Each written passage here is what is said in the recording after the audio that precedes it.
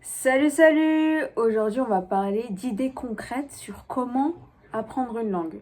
En général, la plupart du temps, les gens ont du mal à savoir par où commencer, qu'est-ce qu'il faut faire. Et donc, on va parler de ça, des différentes catégories dont tu as besoin pour savoir un peu parler une langue quand tu viens de commencer.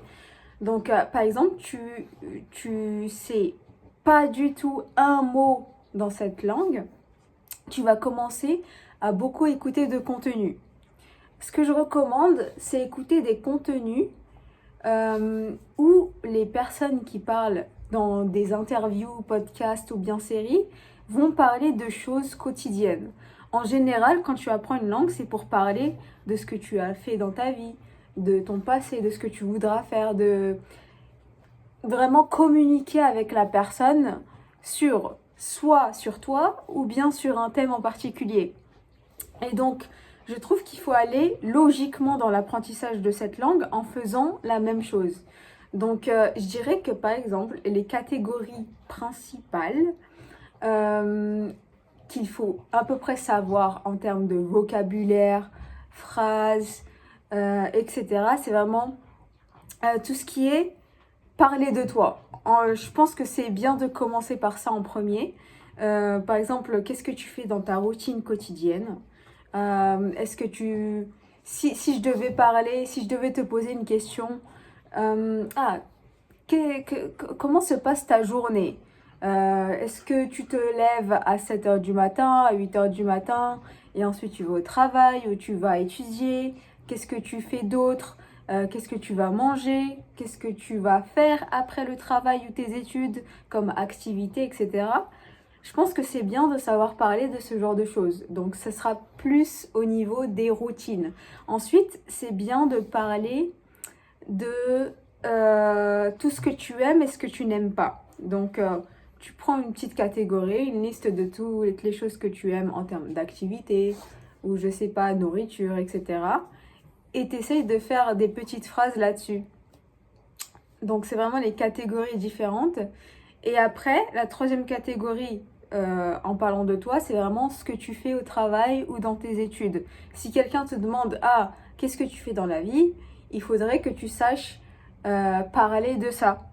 Et en fait, au début, quand tu commences à apprendre une langue, je trouve que c'est hyper important d'avoir beaucoup d'écoute, mais de choisir des contenus où tu vas écouter ce genre de conversation.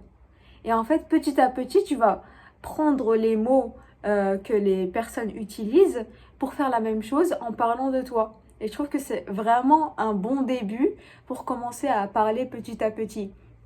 Euh, une des choses les plus importantes que beaucoup de personnes oublient, c'est savoir les mots de connexion, les connecteurs, lorsque tu parles à un individu. Donc, par exemple, quand je parle en français, je vais hésiter. Je vais dire, ça c'est les petites interactions. Je vais dire, eh bien, enfin, et donc, du coup, ce genre de choses, il faut les savoir dans les langues.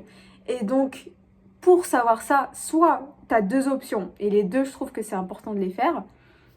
La première option, c'est à chaque fois que tu écoutes une conversation, surtout au niveau des podcasts et des interviews, par exemple, interview de rue, c'est une très bonne option, ou conversation entre deux personnes en petit format vidéo. Tu vas te concentrer sur les petites interactions, sur les petits connecteurs que les gens utilisent dans cette langue lorsqu'ils parlent, lorsqu'ils ont un dialogue. Et, et après, tu vas peut-être, par exemple, mettre la vidéo, écrire ce que tu entends comme mot de connexion. Et plus tu les reconnais, plus tu vas pouvoir les utiliser à ton tour lors d'une conversation. Parce que là, on arrive quand même au moment où tu sais pas encore parler. Donc, il faut que tu saches petit à petit les reconnaître dans une phrase lorsque tu écoutes un contenu dans la langue que tu vas apprendre. Donc, c'est hyper important de savoir les reconnaître. Par exemple, tu peux même avoir un petit travail en plus de en faisant la même chose dans ta langue native. Donc, par exemple, là, je suis en train de penser, ok, qu'est-ce que je dis souvent en français lorsque je parle à quelqu'un? Du coup, et puis, et, enfin, aussi, mais, ce genre de petits mots, tu fais une liste et tu essaies de les retrouver dans ta langue cible. Donc, par exemple, si c'était en anglais, j'aurais les mots and, then, besides, but, et plein d'autres comme ça. Donc, comme je l'ai dit, tu écoutes des contenus, tu essaies de cibler des contenus basés sur des catégories dont tout le monde parle au quotidien. Parce que si tu essayes de voir des contenus trop spécifiques, le vocabulaire va être spécifique également. En commençant une langue, tu vas pas, par exemple, écouter un podcast sur de la médecine ou sur les lois de ce pays dans cette langue, parce que ça n'a pas d'intérêt dans ton quotidien. Donc c'est vraiment important d'avoir des contenus qui sont plus généraux et que tu peux avoir avec tout le monde dans la vraie vie. Si par exemple tu veux juste apprendre une langue pour voyager, ben, tu vas te concentrer sur voir des contenus pour apprendre la langue, pour voyager et savoir poser des questions, savoir comment dire ah je pourrais avoir la facture, est-ce que je pourrais avoir est-ce que je pourrais savoir combien ça coûte, comment aller à cet endroit-là, ah il faut aller à droite et à gauche, ce genre de choses, de petites phrases super utiles que tu peux utiliser dans un pays lorsque tu voyages.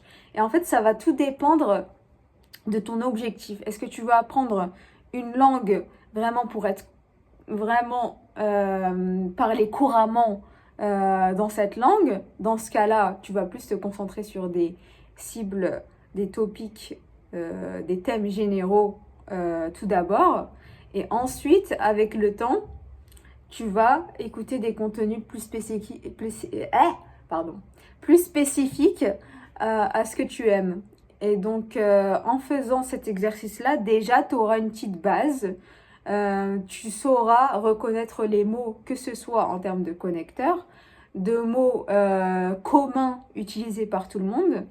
Et ensuite, plus tu écoutes ce genre de contenu, plus tu vas savoir toi-même essayer de le dire dans différentes conversations avec des personnes natives ou non, ou en faisant des exercices pour parler cette langue. Et donc voilà, ce sera tout pour aujourd'hui. C'était le petit tips pour commencer à apprendre une langue et j'espère que tu feras les efforts, on va dire, pour apprendre cette langue parce que c'est tout un système de...